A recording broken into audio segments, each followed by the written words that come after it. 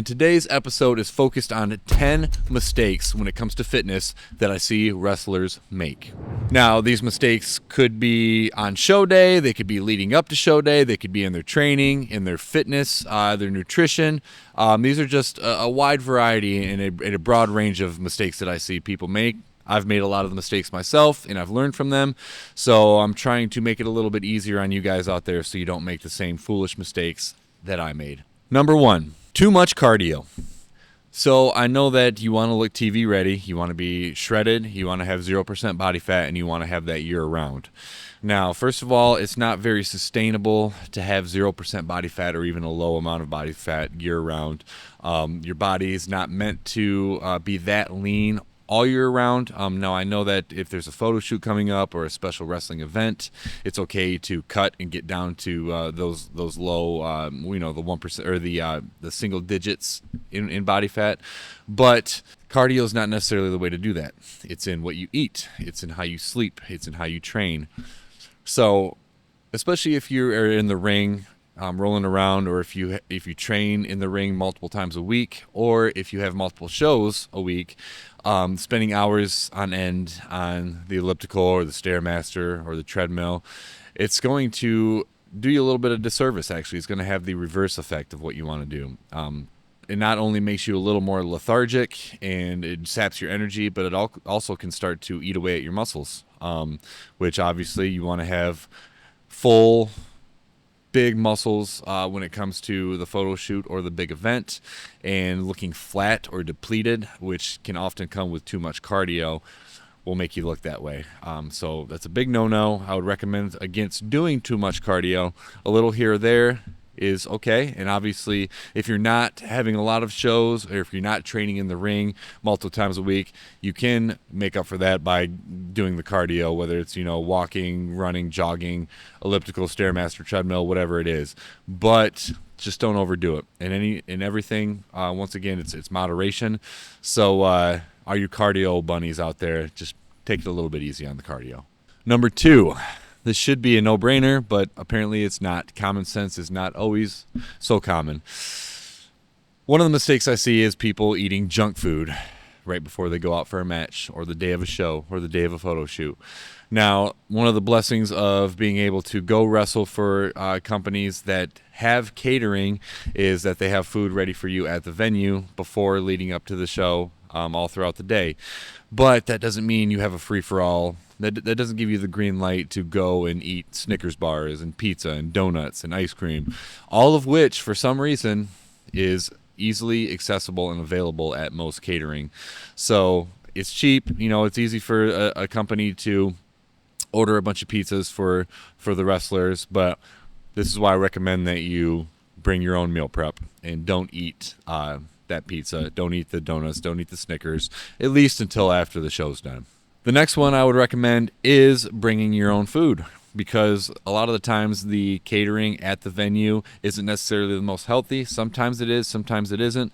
But if you're looking to stay on track 100% with your goals and your fitness macros and your guidelines that you've laid out for yourself, just bring your own food.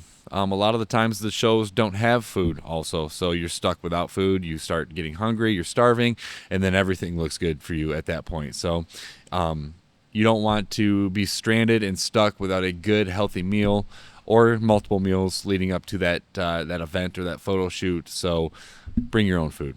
Which brings me to my next mistake, not eating at all leading up to it.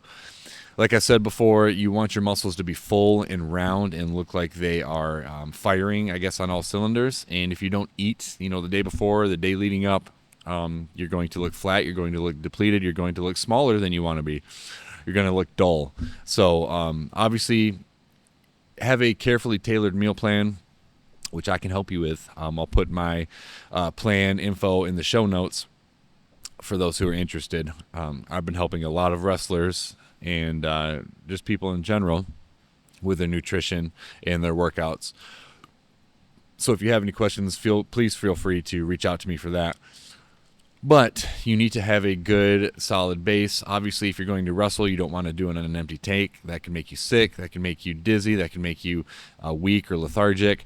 Also, if you're doing a photo shoot, you want a little something in there to make the muscles feel and look bigger and stronger, more full, more round. So don't starve yourself. Make sure you got something in the tank. Another mistake that I see that should be a no-brainer, but apparently is not. No smoking, no vaping, and definitely no drinking. Obviously, the number one reason for this is you don't want to be under any influence while you're going out there and performing. You have your safety and your health in your hands, but also whoever that you're wrestling, their safety and their health is in your hands as well. So anything that alters your mood or your mind or your attitude, your mindset, your performance, just stay away from it, because that's not safe. It's extremely dangerous, and I would definitely advise against that. Be responsible. Also, smoking and drinking and vaping, it's not going to make you perform the best. It's not going to make you look the best. It's not going to put you in the right headspace. So, once again, wait till after the show. Another mistake that I often see is people not warming up or getting in the zone or getting ready for the match on show day. A lot of people will just be, hanging out in the back talking to the boys, and then when it's time to have their name called, they get up and go to the ring. I've seen that happen too many times, and it results in injury. People are cold, they're stiff, they're not warmed up, they're not fluid, they're not flexible. So I like to start warming up at least a half hour before, not really any longer than that, but as far as stretching and getting the body loose, getting the blood flowing, getting my pump on, usually starts a half hour before, leading up to maybe like 15 minutes before, and then once the time comes for the match to happen or the photo shoot to happen, I'm ready, I'm confident, I'm loose, and I'm ready to kill it. Which brings me to my next mistake: people warming up too early or too vigorously. I've been to shows where a guy's match isn't for 3 hours, and he's in the back doing push-up after push-up and stretching and doing jumping jacks and sprints in the hallways, and they do that, and then they just go and sit down and cool down. So, number one, it doesn't make any sense, because once you get warmed up, but you still have all this time before your match, you're going to cool down, so you're going to have to inevitably warm up again. Also, it saps your energy. Like, warming up and doing push-ups and, calisthenics, all those things, they do sap your energy. So it needs to be very intentional, very controlled, and it needs to be in the right timing. So if you do it, 2 o'clock during the day and your match isn't until 7 o'clock, it's just working against you. You're sabotaging your energy, you're sabotaging your efforts, your look, your feel. So do it, in my recommendation, probably 30 minutes leading up to your match, and when you're about to go out for your match, then you'll be primed, then you'll be pumped, then you'll be ready to go, and the most confident and fluid and flexible that you can be. Another mistake I often see is not getting in the zone or getting in the right mind space before your match. Obviously, it's nice to go and see your friends, other wrestlers that you've seen a lot or maybe you haven't seen in a while, go and catch up with them, things like that. And that's what the day leading up to the show is for. It's great to go and, shoot the breeze and hang out and have fun and crack jokes. But when it's time for your match to come, I always recommend that it's time to turn that switch on and get into the zone, get into the proper mindset. So whether that's, going by yourself off to a hallway or a different room, or, putting some headphones in and listening to music, or, taking a walk outside, or just, meditating, or stretching, like I talked about before, warming up, whatever it is, you need to get in some type of headspace, because you're going out to perform, you're going out to put your body and whoever you're wrestling, their body on the line as well. So you need to be in the proper headspace. You don't want to be, yucking it up in the back, and all of a sudden your name's called and you have to flip the switch right away. A lot of people can do that. I can do that if I'm needed to, if it's something that is a surprise, but I don't recommend it. It just gives you a lot of unneeded stress that's not necessary. So I recommend, taking that half hour where you're starting to get in the zone. And also the day of, like my demeanor changes a little bit, because I'm getting ready, I'm getting in the zone, I'm getting excited, I'm getting focused. You need to have laser focus if you want to go out and give the best performance possible. So I recommend that you do that, if at least once you get to the building, half hour before, but I even do it, the day before or the day of, with visualizing, with setting my intention, with getting in the zone, and just getting ready to go out and perform to the best of my ability. Another mistake I see, which sometimes you can help, sometimes you can't, is not getting enough sleep. Now, I know wrestling is an extremely hard business. It's taxing. You have to drive a lot of miles. There might be a show 300 miles apart from each other 2 nights in a row. And so the show gets over at 10 at the earliest, maybe if you're lucky. You have to drive to the next town, or you stay in that current town and drive the next morning. Either way, you're not getting a lot of sleep. You're not getting the proper, 7 to 8 hours. A lot of the time, you're lucky if you have 4 or 5. And that's something that you just have to deal with a lot of the times. But I do recommend that when you can, you don't stay up all night the night before and party, or stay on your phone, or scroll through Netflix and binge watch, whatever. If you can, and you can control it, control the controllable, and get a good night's sleep the night before.